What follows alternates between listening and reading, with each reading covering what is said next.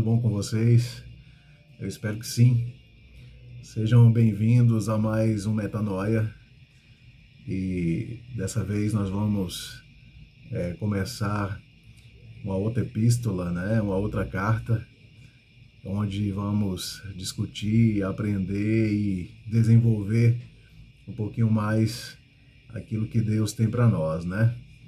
E nada melhor do que através da sua palavra para poder descortinar algumas coisas que a gente lê e de repente a gente não consegue entender. E nada melhor do que você ouvir, compartilhar, comentar, perguntar e fazer essa interação para que aquilo que a gente venha ler e venha ouvir possa entrar da melhor forma possível nas nossas mentes, né? E assim causar um metanoia literal. Então a proposta nossa é essa. E dessa vez nós vamos ler a carta aos Efésios, né? E vamos estar estudando um pouquinho mais sobre essa carta e desenvolvendo um pouquinho mais com o grupo Metanoia. Então, seja bem-vindo. Se você não faz parte desse grupo, né? É um grupo de WhatsApp que foi criado justamente nessa proposta de estar aprendendo um pouco mais, né? Principalmente para ter uma vida cristã relevante. Aprender e entender o que é ser cristão e principalmente ter uma vida cristã relevante, né? Fora daquilo que é feito por aí.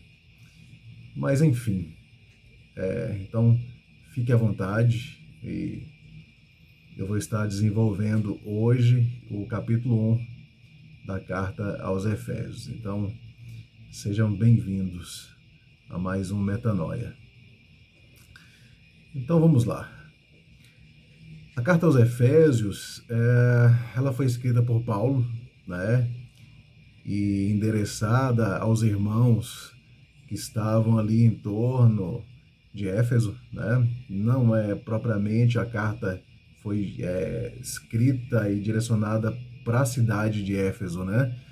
Mas para os irmãos que estavam espalhados ali em torno da cidade de Éfeso, né? E Paulo começa então, ali eram irmãos convertidos, né? Dessa vez não eram judeus convertidos, mas eram aqueles que não eram judeus, né? E os termos usados para isso são gentios. Então, gentios são todas aquelas pessoas que não faziam parte da comunidade judaica, né? Eram as outras pessoas. E aí essas pessoas se converteram e como a gente já conhece a história, o evangelho chegou até elas. Paulo foi um dos que alcançou essas pessoas, né, por meio da pregação. E então as igrejas começam a ser formadas, né? Igrejas, quando eu digo igrejas, nós vamos começar a entender que não são templos físicos, tá, irmãos? O termo igreja, eu quero que fique bem claro para nós, que é o ajuntamento de pessoas, tá? Pessoas formando igrejas, tá? E não importa se elas vão estar reunidas em casas, na rua ou em lugares diversos, tá? Então, vamos desassociar um pouco a ideia igreja aqui nesse primeiro momento com o templo físico, tá? Então, as igrejas, né, as pessoas reunidas ali em torno de Éfeso, Paulo, então, ele escrevia as cartas para que, mandando instruções, ensinando, exortando, ajudando eles na fé, e eram distribuídas por esses irmãos. Então, a carta passava para uma família, que passava para outro grupo, para outro ajuntamento, e assim, então, os irmãos iam sendo solidificados na fé, né, através das instruções escritas por Paulo, exclusivamente nessa carta. Então, nesse período que Paulo ele escreve a carta aos Efésios, ele estava preso em Roma, né? E ele, então, escreve propriamente preso, dando essas orientações, ensinando os irmãos de Éfeso, né, que estavam em torno de Éfeso ali. Então, nós temos esse contexto. Contexto, a carta direcionada para aqueles que não eram judeus e que se converteram, né, e formaram-se a igreja, né, pessoas com com um só propósito, um só entendimento.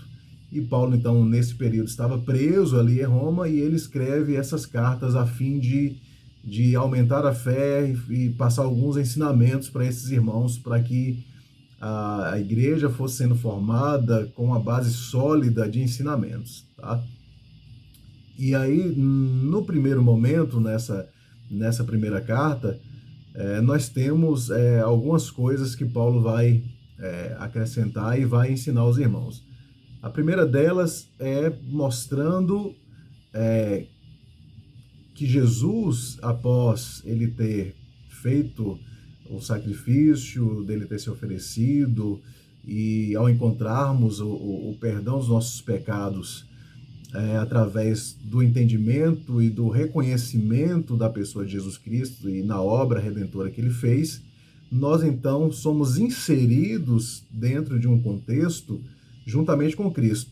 E que contexto é esse, irmãos? É um contexto de ações espirituais que acontecem agora na nossa vida, ações que vão fazer com que eu seja inserido nesse meio e assim participante de tudo aquilo que Jesus se tornou, e eu me torno agora participante também.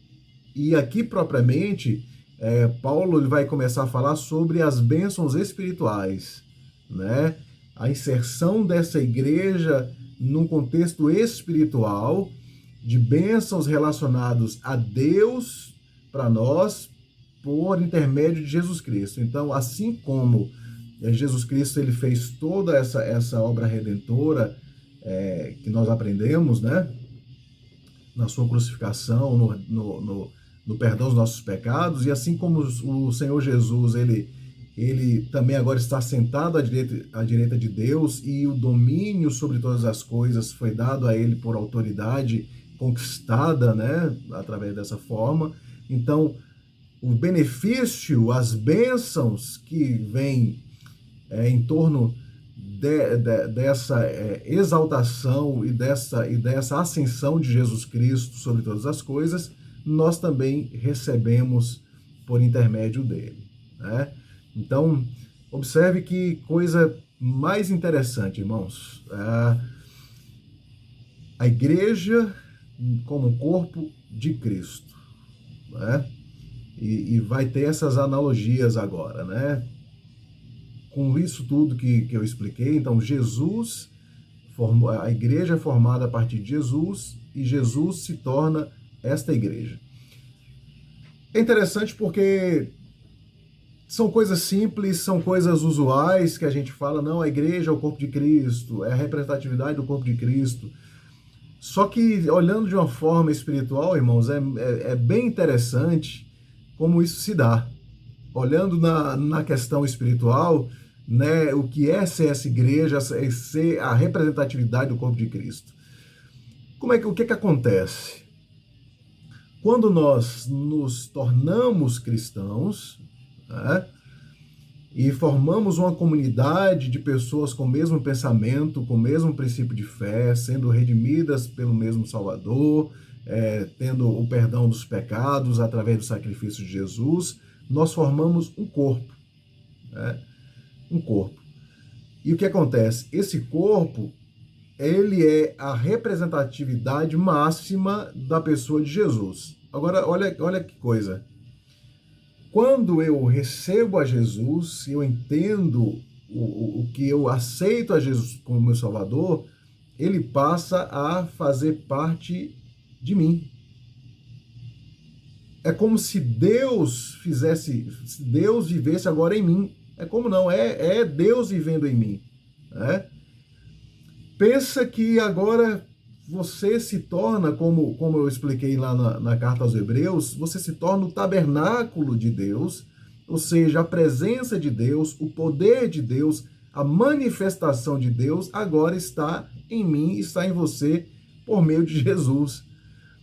Então, irmãos, é uma coisa extraordinária em pensar que nós, humanos limitados, né, que somos, temos agora em nós todo esse poder, toda essa manifestação de Deus morando em nós, fazendo parte em nós, taberculando em nós. né? Por conta de Jesus Cristo. Então, esse foi um dos primeiros acontecimentos espirituais na inserção nossa dentro desse contexto espiritual por intermédio de Jesus Cristo.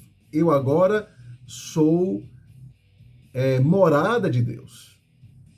E aí a analogia do corpo é justamente essa, né? Eu sou o corpo de Jesus. Jesus está em mim, então eu formo esse corpo, porque todos os princípios, os valores, tudo aquilo que ele ensinou, tudo aquilo que foi passado e entendido a respeito da crucificação e a respeito da obra redentora dele, vem sobre minha vida e pelo fato de vir sobre minha vida, então os princípios, os valores, tudo aquilo que compõe e as bênçãos espirituais e as responsabilidades espirituais e a asserção de se tornar filhos amados por intermédio de Jesus Cristo, passa a fazer parte de mim.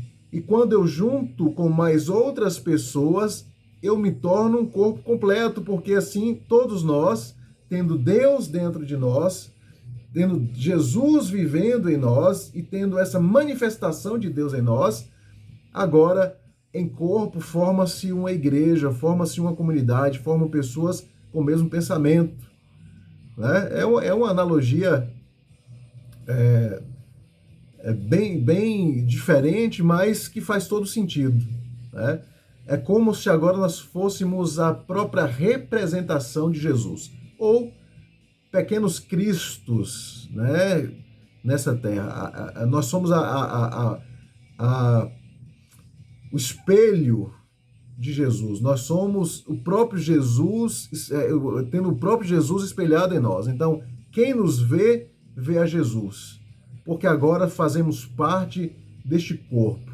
Então, o livro de Efésios, ele vai tratar basicamente isso, a igreja como o corpo de Cristo. E nisso aí, Paulo ele vai começar a desenvolver algumas questões de natureza doutrinária e mostrar um pouco sobre esses privilégios espirituais da igreja por agora estar inserido em Jesus Cristo. Vocês estão conseguindo acompanhar meu raciocínio? Então é isso. Nós somos o corpo de Cristo. Sendo o corpo de Cristo e tendo ele manifestado em nós, nós também temos responsabilidades e temos alguns benefícios dentro disso aí. E lembrando, irmãos, que isso tudo conquistado através de Jesus. Tá? Isso tudo conquistado através da obra redentora daquilo que Jesus faz. E o interessante, irmãos, dentro desse primeiro capítulo, nós vamos, Paulo vai discorrer assim, um fato bem interessante a respeito da Trindade, né? Deus Pai, Deus Filho e Deus Espírito, né? O Deus Espírito Santo. De forma como que isso se dá a nós para sermos inseridos dentro desse contexto, né? Então o que acontece? É como se Deus, é só para poder explicar, tá, irmão? Então eu vou usar isso mas eu vou usar como se, para poder de fácil entendimento, tá? É como se Deus nos escolhesse, e aí vem Jesus Cristo, ele vem redimindo a nossa vida, né, através do perdão dos nossos pecados, e aí vem o Espírito Santo selando todos aqueles que aceitaram esse sacrifício e aceitaram a Jesus. Então Deus escolhe, Jesus vem perdoar os pecados, nos redimir da natureza pecaminosa, e o Espírito Santo então vem nos marcar, nos selar, dizendo que pertencemos a Deus. É interessante como os três agem de forma bem independente nesse aspecto, né? E eu não quero entrar, irmãos, no mérito da predileção, né? Nós podemos estudar isso uma outra hora, a respeito da predileção, do que os calvinistas gostam que eles entendem como esqueci o nome agora, predestinação, né? É uma diferença de predestinação e predileção, né? Depois nós podemos entrar um pouco mais nesses assuntos, tá? Mas eu quero atentar aqui a respeito do que Paulo vai discorrer nessa carta. Então, Deus, por nos amar, ainda que nós não nos aproximássemos dele e nem quiséssemos ter nenhum relacionamento com ele, ele nos ama, nos traz, nos escolhe, e Jesus Cristo vem nos redimindo, porque a obra da cruz, irmãos, fez com que todo o mundo fosse perdoado.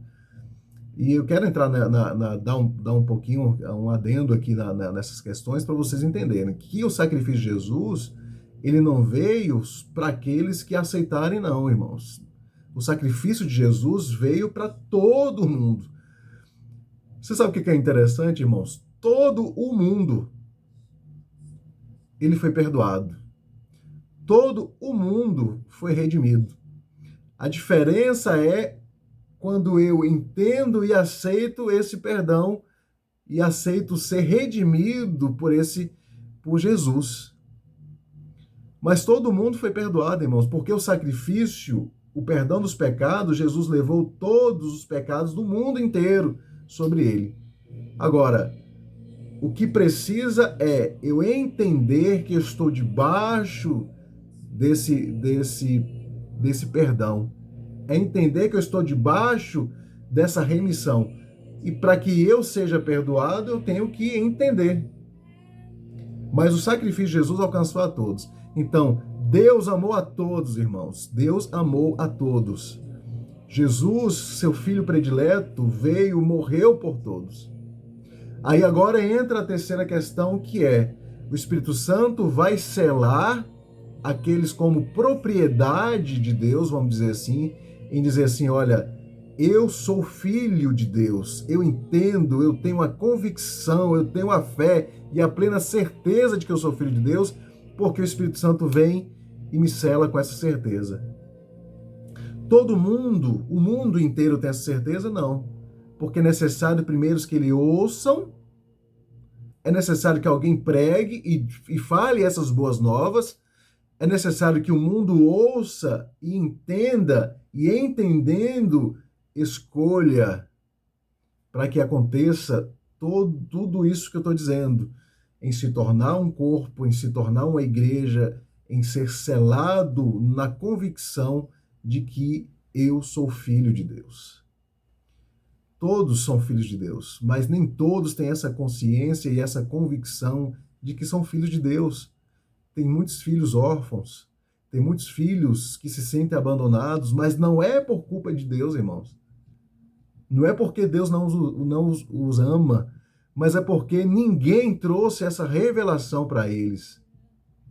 E a pregação do Evangelho, né, e entrando aqui já em várias questões, além do texto de Efésios, e a questão da pregação do Evangelho deixada por Jesus é isso, irmãos. Quando Jesus dá essa ordem para que essa mensagem fosse pregada, é justamente para que aqueles que são filhos, para que aqueles que foram redimidos debaixo do mesmo sangue, debaixo do mesmo sacrifício, pudessem ouvir e entender que eles são filhos amados de Deus. Então tem muita gente precisando ouvir que são filhos amados de Deus. O capítulo 1 vai ser basicamente isso, e fora aí, no que discorre o texto, você vai ver Paulo, então, dando exortações, dando exaltações a Deus, graças a Deus, justamente trazendo entendimento daqueles irmãos que é uma maravilhosa graça, que tudo isso que Deus fez foi algo inconcebível na mente humana. E quando nós pegamos o termo graça, que é favor imerecido, Deus então ama o mundo de tal forma que, por mais que o mundo não o ame, não o queira, ele ainda amou, e mesmo assim esse amor fez com que mandasse o próprio Filho em amor e passasse por toda essa saga de sofrimento, de cruz, e de ressuscitar e de sentar à direita de Deus, fazendo com que todos agora pudessem entrar também nessa mesma dimensão.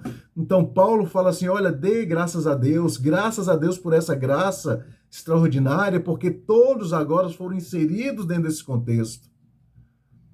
Vocês estão sendo privilegiados por entenderem e estar inseridos nesse contexto. Então, deem graças a Deus. Exultem ao Senhor, deem glórias a Deus Pai, ao Espírito Santo, a Jesus, porque você foi inserido numa maravilhosa graça extraordinária. Então, Paulo traz essa realidade para os irmãos, agradecendo primeiro, né? Ele vai dar assim, dou graças a Deus por vocês, porque vocês entendem o que é um espírito de irmandade, vocês entendem o que é estar em conjunto, vocês entendem o que é estar em comunidade, vocês entendem o que é suprir uns aos outros. Por isso, deem graças a Deus, porque vocês foram alcançados por essa graça. E essa graça faz com que nós hoje, como corpo de Cristo, tanto de forma individual, sendo a habitação de Deus, e também no coletivo, sendo igreja, vocês receberam aquilo que Jesus redimiu e aquilo que Jesus fez e conquistou. A autoridade que está sobre o céu, sobre a terra, o direito de ser filhos de Deus e o direito de receber as bênçãos de Deus por intermédio de Jesus Cristo. Você vê que essa carta agora vai tratar de forma bem diferente daquela que nós estudamos na carta aos Hebreus. Agora nós estamos falando de cristãos que já têm uma caminhada, que já começaram a entender. E Paulo só simplesmente esclarece algumas coisas para eles. Então, irmãos, eu deixo aqui algo para ser observado, tá? Tenho uma convicção, irmãos. Qual é a certeza que eu tenho de ser chamado filho de Deus, de co-herdeiro com Cristo, de entrar nas regiões celestiais, de ter uma vida espiritual assegurada? É esse selo do Espírito Santo. Então, Deus, ele nos escolheu. Jesus, ele redimiu as nossas vidas, a nossa humanidade caída. E o Espírito Santo, ele nos selou. Então, que você tenha essa mesma fé, esse entendimento de que o Espírito Santo marcou você, e você tem uma marca, um selo do Espírito Santo testificando que você é de Deus. E como é que eu sei isso? Através dos dons espirituais manifestados em mim, através dos frutos espirituais manifestados em mim. A bondade, o amor, a paciência, todos esses são desenvolvimentos e são frutos que provam que eu sou selado, que eu tenho um selo do Espírito Santo, que eu tenho o Espírito Santo em mim, manifestando esses frutos. E os dons espirituais, sejam eles tantos quanto cura, milagres e por aí vai, mais importante do que tudo isso é justamente a convicção e a certeza de que eu pertenço ao Senhor. E as outras coisas vão sendo manifestadas de forma gradativa. Esses frutos são manifestados e as bênçãos espirituais são manifestadas. Tá? Então, espero que nós venhamos ter uma caminhada maravilhosa no decorrer da leitura da carta aos Efésios, que possamos crescer em maturidade cristã e entendimento daquilo que Deus tem para nós, e que Deus possa abençoar a sua vida de forma maravilhosa. Deus abençoe e até a próxima.